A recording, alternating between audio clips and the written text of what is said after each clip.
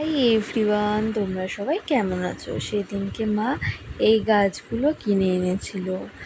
এখন আমার ব্রেকফাস্টটা বানিয়ে নিলাম। আজকে ব্রেকফাস্টে ছিল ব্রেড বাটার টোস্ট, আর তারপরে মা এই ডিমের পোস্ট বানিয়ে দিল। আজকের মাংসটা মা রান্না করছে আর আমাকে বলল পুজোটা দিয়ে দিতে। আর আজকে লাঞ্চে ছিল লাউ ঘন্ট, উচ্ছে কুমড়ো ভাজা আর মাংস। তারপরেই চাটনি পাঁপড়ও ছিল, কিন্তু আমি একটু পরে খেয়েছি বলে পরে দেখালাম। সকালবেলায় দইয়ের ঘোল করে ফ্রিজে রেখে দিয়েছিলাম, তাই এখন সেটা আমরা সবাই মিলে খেলাম। কতদিন পর মিমির সাথে দেখা হলো। মিমি হঠাৎই না জানি বিকেলবেলায় এসেছিল, আর ছোটো বোনকে বাবা নিয়ে এসেছিলো মামাবাড়ি থেকে। আর মিমি গোলাপ জামুন খেতে ভালোবাসে, তাই জন্য গোলাপ জামুন আর রসগোল্লা নিয়ে এসেছিলো।